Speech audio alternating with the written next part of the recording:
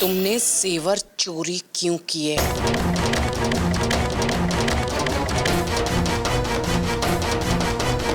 नहीं माँ, मैं क्यों ऐसा करूंगी? ये जरूर गोपी का ही काम है, या फिर मेरा मतलब है चोर का ही काम है। गलत। चोर तुम हो, मेरी गोपी बहू नहीं।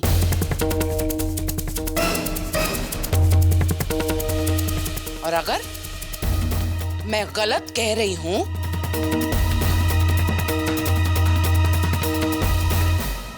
तो बताओ, तुम्हारे नाखूनों में ये मिट्टी कहां से आई?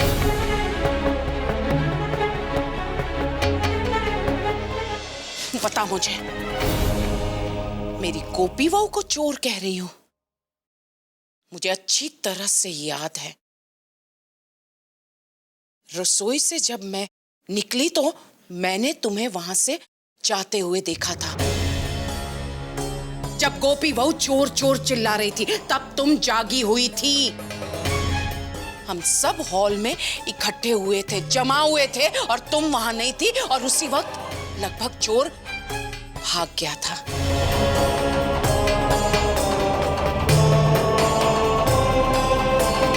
बताओ, उस वक्त तुम कहां थी?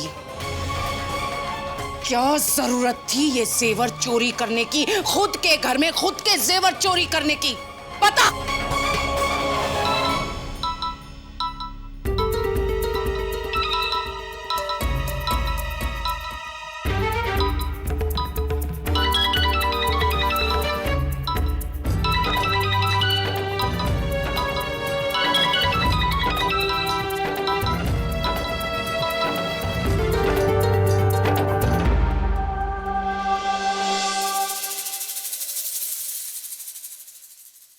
हेलो,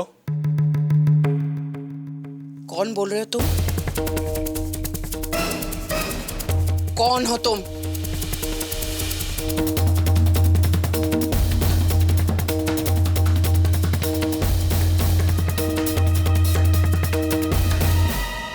कौन था? इतनी देर रात में तुम्हें कौन फोन कर रहा था? कौन है ये? मैं नहीं जानती। नहीं जानती हूँ।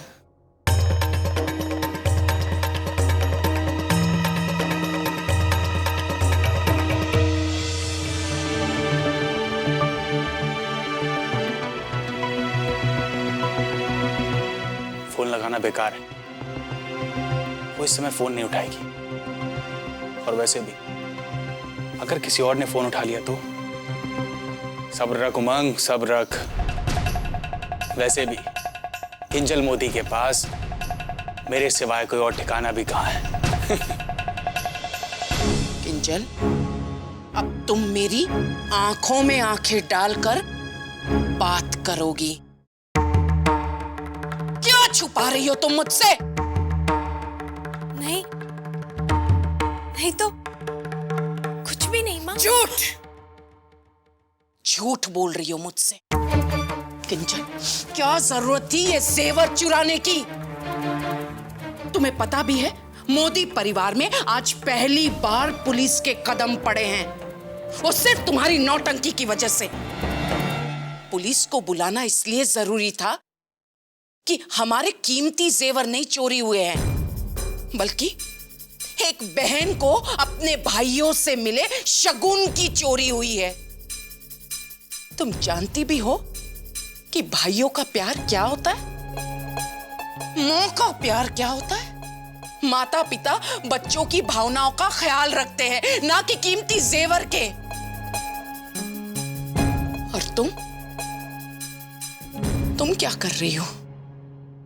मेरी गोपी बहू को चोर साबित करने पर तुली हुई हो, जबकि चोर तो तुम हो किंजल, तुम। आज मुझे अपनी परवरिश पर शर्मिंदगी महसूस हो रही है। मोदी परिवार की सदस्य, मोदी परिवार का खून, मेरी कोख की जनी बेटी ही चोर है, जो मेरी बहू को चोर साबित करना चाहती है। क्यों किया तूने ऐसा? माँ, वो मैं मानती हूँ मैंने गलती की, लेकिन मेरा मतलब ये नहीं था। अच्छा, तो क्या मतलब है तुम्हारा इसके पीछे? बताओ।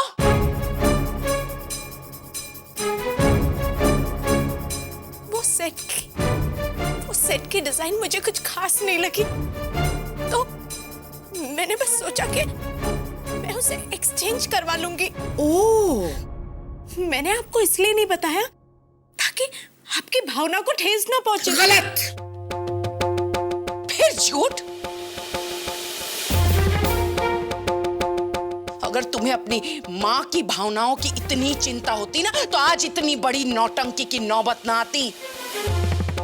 किंजल, मैं तो ज्यादा पढ़ी लिखी नहीं हूं, इसलिए मैंने सोचा कि अपनी दिकरी को खूब पढ़ाऊंगी लिखाऊंगी, लेकिन पढ़ी लिखी लड़कियों का दिमाग इस तरह से सोचता है।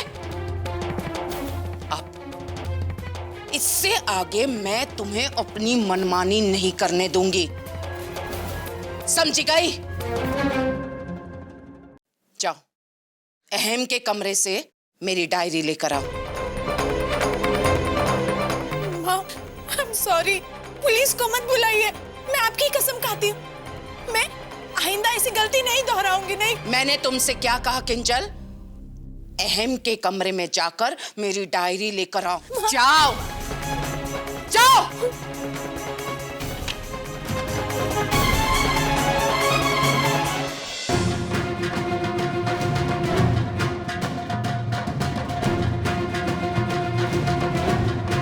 माँ, I'm sorry, प्लीज मुझे माफ कर दीजिए, मैं आइंदा ऐसा नहीं करूंगी। माँ, मैं आपके पैर पड़ती हूँ, प्लीज मुझे माफ कर दीजिए, ऐसा मत करिए माँ। हेलो, जय श्री कृष्ण केतकी बेन, हूँ कोकिला मोदी बोलू छू। हाँ हाँ कोकिला बेन, जय श्री कृष्ण। केम छो? आज इस समय अचानक फोन किया आपने? केतकी बेन, फोन तो मुझे बहुत पहले ही करना था, लेकिन आज के दिन की व्यस्तताएं, बस चाहते हुए भी मैं आपको फोन नहीं कर पाई। वैसे मैं इतनी देर से आपको फोन कर रही हूँ, इसके लिए मैं क्षमा चाहती हूँ। अरे नहीं नहीं, इतना संकोच भी मत कीजिए, हम तो अभी अभी पार्टी से घर लौटे हैं। केतकी बेन, कल तीज है और उसके अगले दिन मैं चाहती हूँ कि आप सब परिवार हमारे घर आएं और हमारे साथ भोजन करें। उसके बाद हम दोनों परिवार के बड़े बैठकर बच्चों के रिश्ते की बात पक्की कर लें। इसीलिए मैंने आपको फोन किया। सारू छे, वैसे भी हम आपको कल फोन करने ही वाले थे। एक बार इलेश के पापा से बात करके कल सवेरे ही आपको बता देती हूँ। बहुत बहुत धन्यवाद आपका। आपसे एक विनम्र निवेदन है केतकी बेन, इस बार आप अपने बेटे इलेश को भी साथ ले आएं तो अच्छा रहेगा। वो क्या है ना कि लड़के और लड़की दोनों एक दूसरे को देख लें, मिल ले और बातचीत कर ले, तो फिर दोनों परिवार के बड़े अगर हाँ करे तो क्या है, निश्चिंत हो जाएंगे। बरोबर, तो मैं इलेश से भी बोलती हूँ कि इस जरूरी काम के लिए थोड़ा समय निकाल ले। ठाकुर जी चाहेंगे तो परम दिवस से हमें बद्धा साथ ही होंगे। जय श्री कृष्ण।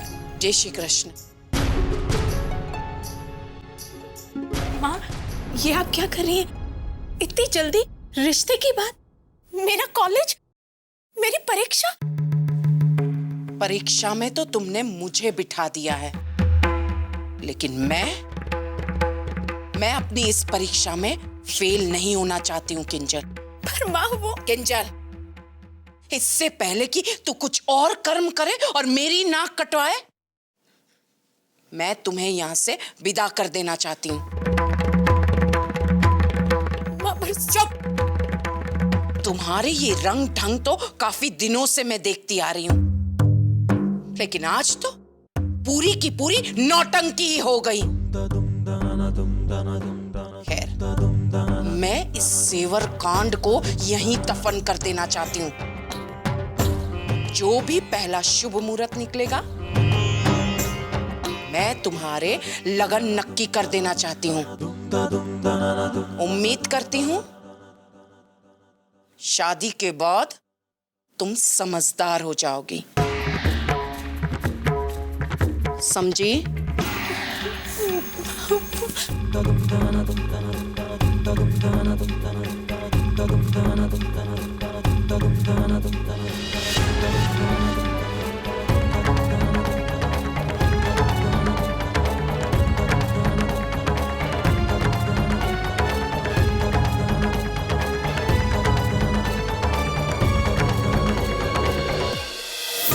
साथ